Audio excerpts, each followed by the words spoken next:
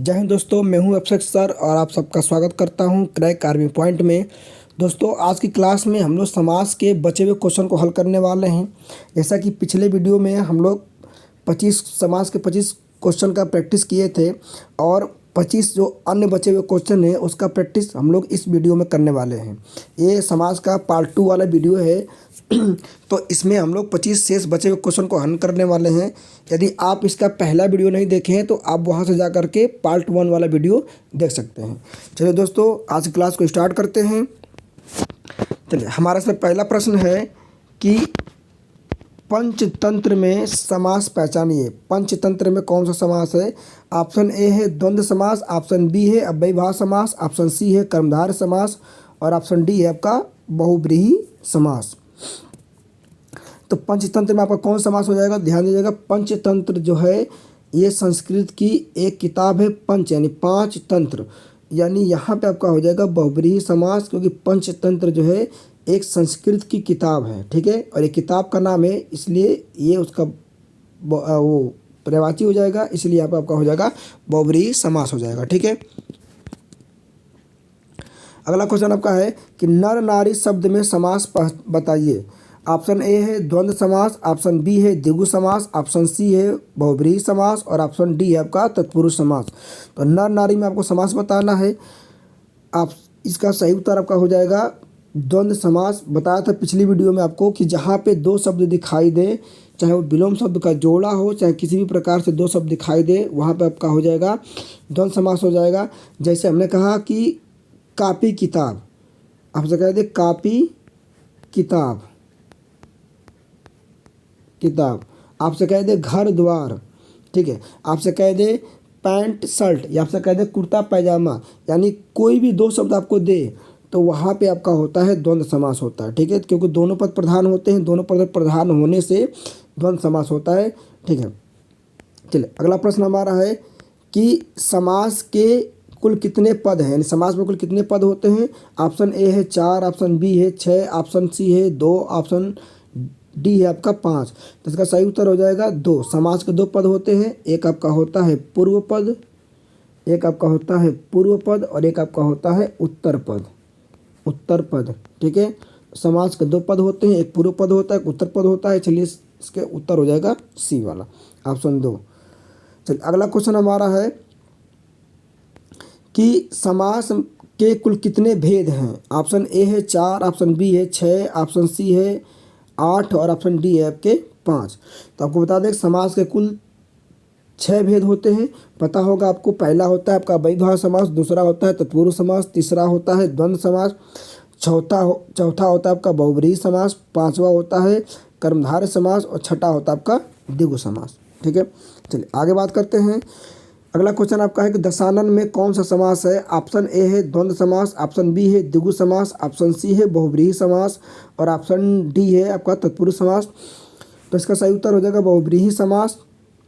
ठीक है, अब जो दशानन आपका होता है ये रावण का क्या होता है? रावण का क्या होता है? आपका पर्यायवाची होता है, और जहाँ भी आपको पर्यायवाची दिखाई दे वहाँ पे आप लगा देंगे बहुब्रीहि समास, आपका बिल्कुल सही हो जाएगा। अगर यहाँ पे बहुब्रीहि समास नहीं होता तो इसका सही उत्तर हो जाता है द्विगु समास, क्योंकि ये 10 सिर वाला यानी 10 सिरों का समूह हो जाता, इसलिए यहाँ पे आपका द्विगु समास होता। लेकिन यहाँ पे बहुब्रीहि समास दिया है तो पहले ये बहुब्रीहि समास होगा। चलिए आगे बात करते हैं कि 9 गुना में समास बताइए। 9 गुना में कौन सा समास है? ऑप्शन ए है संबंध तत्पुरुष समास, ऑप्शन बी है द्विगु समास, ऑप्शन सी है आपका बहुब्रीहि समास और ऑप्शन डी है आपका कर्ण तत्पुरुष समास। 9 गुना में समास बताना है। तो ध्यान दीजिएगा, यहाँ पे संख्या है, संख्या देख करके द्विगु समास नहीं लगाएंगे। ठीक है, इसका सही उत्तर हो जाएगा कि 9 का गुना, का कारक चिन्ह निकल के आया है, इसलिए सही उत्तर आपका हो जाएगा संबंध तत्पुरुष समास। जहाँ पर कारक चिन्ह निकल के आता है विग्रह करने पे, इसको लिखेंगे ऐसे, क्या इसको लिखेंगे 9 का गुना। यहाँ पे का कारक चिन्ह निकल के आया है और का कारक चिन्ह होने के कारण तत्पुरुष समास होगा। तत्पुरुष में कौन सा होगा? तो संबंध तत्पुरुष होगा, क्योंकि कारक जो हमारे होते हैं का, के, की, ये संबंध तत्पुरुष संबंध कारक होते हैं, इसलिए इसमें हो जाएगा संबंध तत्पुरुष। अगर कारक आपको नहीं पता है और कारक अगर जानना चाहते हैं तो आप कारक का वीडियो जाकर चैनल पे देख सकते हैं। चलिए आगे बात करते हैं। अगला हमारा क्वेश्चन कौन सा है, तो आपका अगला क्वेश्चन है कि समास का उत्तर पद और पूर्व पद दोनों में से कोई पद प्रधान नहीं होता है। यानी कि समास का उत्तर पद और पूर्व पद में से कोई भी पद प्रधान नहीं होता है। ऑप्शन ए है आपका द्वंद्व समास, ऑप्शन बी है अव्ययीभाव समास, ऑप्शन सी है कर्मधारय समास और ऑप्शन डी है आपका बहुव्रीहि समास। तो इसका सही उत्तर हो जाएगा बहुव्रीहि समास हो जाएगा। बहुव्रीहि समास का तीसरा पद प्रधान होता है, यानी इन दोनों पदों में से कोई पद प्रधान नहीं होता। तीसरा पद क्या होता है, इसमें तीसरा पद प्रधान होता है, इन दोनों पदों में से कोई पद प्रधान नहीं होता है। द्वंद्व का दोनों पद प्रधान होगा, अव्ययीभाव का पूर्व पद प्रधान होगा, कर्मधारय का उत्तर पद प्रधान होगा। ठीक है, चलिए आगे बात करते हैं कि किस समास का दोनों पद प्रधान होता है। तभी बता दिया हूँ कि द्वंद्व समास जो होता है इसका दोनों पद प्रधान होगा, इसलिए इसका सही उत्तर हो जाएगा द्वंद्व समास। ठीक है, अगला क्वेश्चन आपका है कि देवासुर में कौन सा समास है। ऑप्शन ए है द्विगु समास, ऑप्शन बी है द्वंद्व समास, ऑप्शन सी है अव्ययीभाव समास, ऑप्शन डी है आपका बहुव्रीहि समास। तो आपको बता दें कि देवसुर, इसको तोड़ेंगे तो आपका आएगा देव और असुर, देव और असुर, असुर। और यहाँ पे देव और असुर दोनों आपस में क्या है, दोनों ही हमारे क्या है प्रधान है, इसलिए यहाँ पे सही हमारा समास हो जाएगा द्वंद्व समास, यानी देवासुर में जो है आपका हो जाएगा द्वंद्व समास। चलिए अगला क्वेश्चन आपका है कि किस समास का विग्रह करने पर कारक चिन्ह आता है। किस समास का विग्रह करने पर कारक चिन्ह आता है। ऑप्शन ए है द्वंद्व समास, ऑप्शन बी है द्विगु समास, ऑप्शन सी है बहुव्रीहि समास, ऑप्शन डी है आपका तत्पुरुष समास। तो अभी मैं बता चुका हूं कि जो तत्पुरुष समास होता है कारक चिन्ह इसी में निकल के आता है उसका समास विग्रह करने पर, इसलिए इसमें तत्पुरुष समास हो जाएगा। ठीक है, चलिए अगला क्वेश्चन है कि समास का पहला पद संख्यावाची विशेषण होता है। ऑप्शन ए है द्वंद्व समास, ऑप्शन बी है द्विगु समास, ऑप्शन सी है बहुव्रीहि समास और ऑप्शन डी है आपका तत्पुरुष समास। तो संख्यावाची विशेषण, जो पहला पद संख्यावाची विशेषण होता है वो हमारा होता है द्विगु समास। और इसका पद कौन सा प्रधान होगा, तो इसका जो द्विगु समास का जो होता है उत्तर पद प्रधान होता है, उत्तर पद प्रधान होगा। और पहला पद क्या होगा, तो पहला पद इसका होता है संख्यावाची विशेषण द्विगु समास का। चलिए अगला क्वेश्चन हमारा है कि किस समास का पहला पद अव्यय होता है। तो अव्यय यानी अव्ययीभाव समास में ही दिख रहा है आपको, तो कौन सा हो जाएगा, अव्ययीभाव समास हो जाएगा। अव्ययीभाव समास का पहला पद क्या होता है, तो अव्यय होता है। ठीक है, चलिए आगे बात करते हैं कि समास का अर्थ क्या होता है। अगला क्वेश्चन आपका है कि समास का अर्थ क्या होता है। ऑप्शन ए दिया है व्यास, ऑप्शन बी दिया है संक्षिप्त, ऑप्शन सी दिया है विग्रह और ऑप्शन डी दिया आपका कोई नहीं। तो इसका सही उत्तर हो जाएगा संक्षिप्त। समास का अर्थ होता है संक्षिप्त या संक्षेपीकरण या छोटा करना। तो इस या संक्षेप, जो भी ऑप्शन देगा आपको संक्षिप्त दे दे, संक्षेप दे दे या संक्षिप्तीकरण दे दे, तो समास का अर्थ होता है संक्षिप्त। ठीक है, चलिए आगे बात करते हैं 39वां क्वेश्चन के बारे में कि कन्यादान में कौन सा समास है। कन्यादान में कौन समास है। ऑप्शन ए है द्वंद्व समास, ऑप्शन बी है द्विगु समास, ऑप्शन सी है बहुव्रीहि समास, ऑप्शन डी है आपका तत्पुरुष समास। तो कन्यादान में आपका हो जाएगा तत्पुरुष समास, क्योंकि इसका समास विग्रह किया जाएगा तो इसमें आपका कारक चिन्ह निकल के आएगा। कारक चिन्ह निकल के आने से आपका इसमें हो जाएगा यह तत्पुरुष समास। ठीक है, चलिए आगे बात करते हैं कि समास का पहला पद विशेषण और दूसरा पद संख्या होता है। चलिए इसका ऑप्शन है आपका द्वंद्व समास, अव्ययीभाव समास, कर्मधारय समास और बहुव्रीहि समास। तो पूछा कि किस समास का पहला पद विशेषण दूसरा पद संज्ञा होता है, तो आपको बता दें कि ये आपका हो जाएगा कर्मधारय समास। कर्मधारय समास का पहला पद विशेषण दूसरा पद क्या होता है संज्ञा, पहला पद इसका क्या होता है विशेषण होता है। अगर वही कहता कि पहला पद संख्यावाची विशेषण तब आपका हो जाता है द्विगु समास। ठीक है, आगे बात करते हैं क्वेश्चन नंबर 41 की तरफ। पूछा इसमें कि तत्पुरुष समास में कौन सा कारक नहीं आता है, कौन सा कारक चिन्ह नहीं आता है। आपको बता दें जो तत्पुरुष समास होता है, ठीक है, जो तत्पुरुष समास होता है इसमें हमारे जो कारक चिन्ह हमारे होते हैं 8। तो पहले तो इसका आंसर जान लेते हैं, फिर इसके बारे में बात करते हैं। तत्पुरुष समास में कौन सा कारक चिन्ह नहीं आता है, तो ये आपका हो जाएगा कर्ता कारक। कौन सा हो जाएगा, कर्ता कारक। अब बात करते हैं कि हमारे कारक क्या होते हैं, तो ध्यान दीजिएगा हिंदी में जो कारक होते हैं इनकी संख्या होती है 8। और ये क्रमशः पहला यानी प्रथमा विभक्ति, दूसरा विभक्ति, तीसरी, ऐसे करके 8 तक होते हैं। तो 8 कारक चिन्ह होते हैं। अब इनका अलग अलग चिन्ह होता है। जैसे कर्ता ने कर्म को पढ़े होंगे अपने, कर्ता ने कर्म को करण से के द्वारा, संप्रदान को के लिए, अपादान से, ठीक है, संबंध का के की, अधिकरण में पेपर, संबोधन। तो ध्यान दीजिएगा, इसमें जो होता है, जो तत्पुरुष समास होता है, इसमें हमारा कर्ता कारक और संबोधन कारक नहीं आता है। बाकी दूसरी विभक्ति से लेकर के 7वीं विभक्ति के कारक चिन्ह इसमें आते हैं। तो अगर कारक के बारे में आपको अधिक जानकारी चाहिए तो कारक वाले वीडियो में जा करके देख सकते हैं। चलिए आगे बात करते हैं अगले क्वेश्चन की तरफ। अगला क्वेश्चन हमारा है कि युधिष्ठिर में, आपको बताना है कि युधिष्ठिर में कौन सा समास है। आपको दिया है अव्ययभाव समास, तत्पुरुष समास, कर्मधारय समास और द्विगु समास।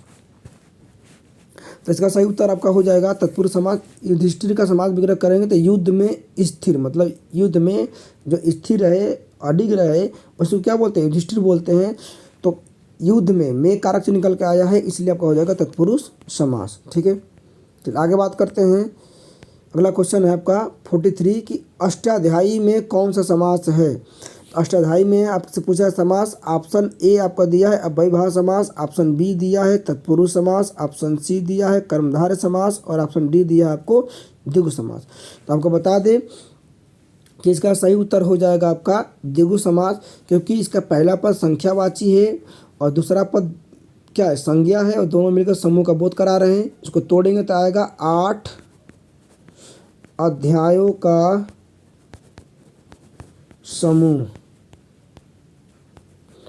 अष्ट मतलब होता है 8, अध्याय मतलब अध्याय, तो 8 अध्यायों का समूह। यहाँ पे पहला पद संख्यावाची है, दूसरा पद हमारा अध्याय या क्या है, संज्ञा है, दोनों मिलकर समूह का बोध करा रहे हैं, इसलिए आपका यहाँ पे हो जाएगा द्विगु समास। ठीक है,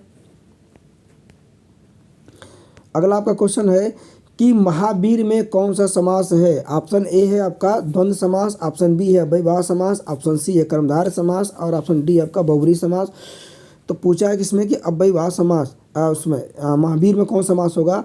तो इसका सही उत्तर हो जाएगा आपका कर्मधारय समास। इसका समास विग्रह करेंगे तो आएगा महान है जो वीर, उसी को बोलते हैं महावीर।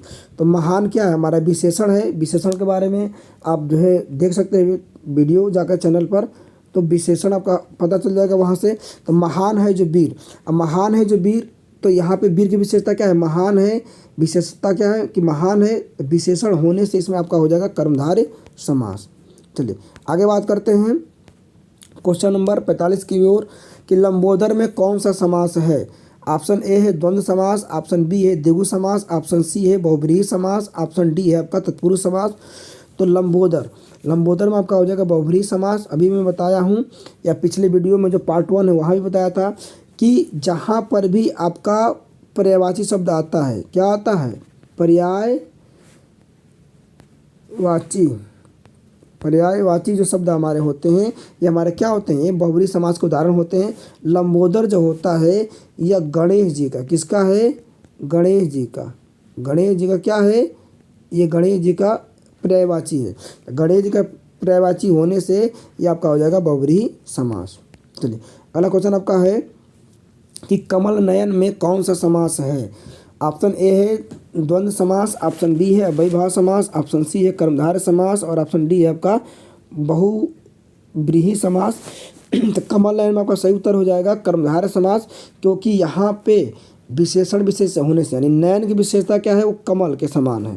ठीक है, तो नयन मतलब होता है आँख, तो आँख की विशेषता कि वो कमल के समान है, इसलिए विशेषण विशेष होने से यहाँ पे आपका हो जाएगा कर्मधारय समास।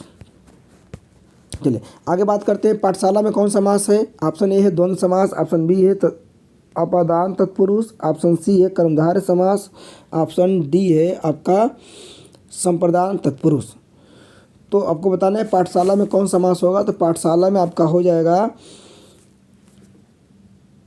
संप्रदान तत्पुरुष। कौन सा हो जाएगा, संप्रदान तत्पुरुष। इसको तोड़ेंगे तो आपका आएगा पाठ के लिए शाला, पाठ के लिए शाला। शाला का मतलब होता है स्थान, कोई स्थान है उसको बोला जाता है शाला। तो पढ़ने के लिए स्थान या पढ़ने की कोई जगह होती है उसको बोलते हैं पाठशाला। इसीलिए यहाँ पे आपका हो जाएगा संप्रदान तत्पुरुष। के लिए कारक चिन्ह निकल के आया है और के लिए जो कारक चिन्ह होता है वो संप्रदान में आता है, इसलिए आपका सही उत्तर हो जाएगा संप्रदान। ठीक है, अगला क्वेश्चन आपका है कि पीताम्बर में कौन सा समास है। पीताम्बर में कौन सा समास है। ऑप्शन ए दिया है द्वंद्व समास, ऑप्शन बी दिया है अपादान तत्पुरुष, ऑप्शन सी दिया है कर्मधारय समास और ऑप्शन डी दिया आपको संप्रदान तत्पुरुष। पीताम्बर में आपसे पूछा समास, तो पीताम्बर में आपका हो जाएगा पीला है अंबर, यानी पीला है वस्त्र जिसका। ठीक है, पीला है वस्त्र, पीला है वस्त्र।